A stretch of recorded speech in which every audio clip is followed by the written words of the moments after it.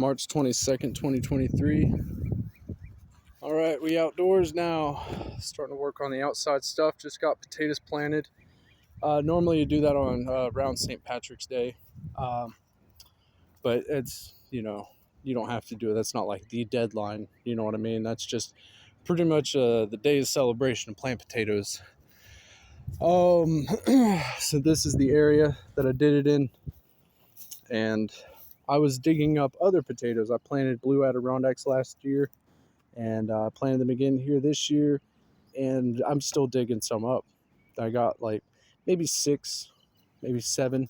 But they were small. There was one large one that kind of fit in my hand like a small baseball, but I mean, that's impressive, right? Just went through the entire winter, come out here in the spring, the first or second day of spring, and still dig up potatoes. That's awesome. But anyways, I got more of those planted, and on top of that, I planted a whole bunch of mix of different stuff like arugula, lavender, thyme, chrysanthemum, I think a bee balm, cilantro, and what else did I put in there? Something else. Forget-me-nots. Yeah. And I just, after I planted the potatoes, I had all that tilled up dirt on top. So I just broadcasted a bunch of different seeds on top of it. We'll see what grows. That way we get maximum use out of that plot there. You're growing the root vegetables underneath, and then you got your greens on top.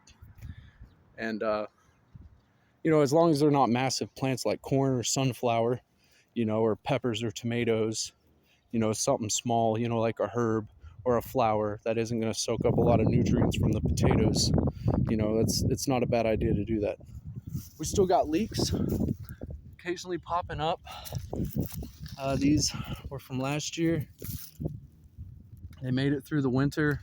There was more of them, but we had a big freeze and it got down to around 0 with a pretty good wind chill. The annuums just can't take that. So everything above ground pretty much died off, and then I'm left with, a few leeks that are surviving, that have made it through, and hopefully they'll perform. And then I planted more seeds out here too, but I don't know if I'm gonna bother with growing onions anymore. It takes a lot of work, and I prefer leeks. Peas are coming up, sugar snap peas. These are transplants. I put these out, at the beginning of the month, maybe, or maybe at the 3rd week of February, and they've survived snow, below freezing temps. I mean, you can see it's parched. The leaves down here are white due to its, and this one pretty much died. It's still green at the base, so it might come back. But, yeah, they survived. That's pretty awesome, right? Hey, Daddy. But anyways, I got more seeds of those planted, and that's pretty much all that's going on here.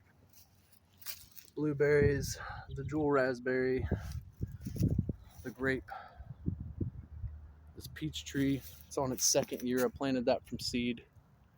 Boop. And then we got the Asian pear down here. I found it.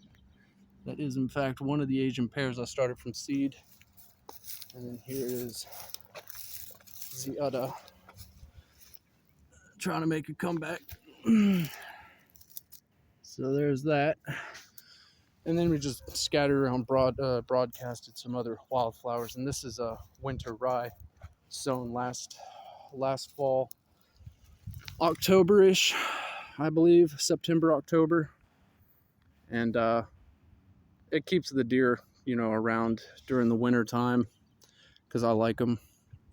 And now that it's spring, though, they're kicked back out of the garden kind of thing. Which, how I do that is with that method that I showed y'all in previous videos. You trick their eyes. So look at all that string that's tied up around here. Kind of like spider web.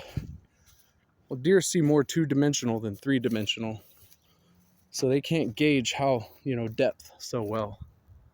So whenever you make things look crazy, they kind of avoid it because they can't read it. Anyways, that's that for March of 2023. It's garden season, y'all. Time to get outside and start working. Peace.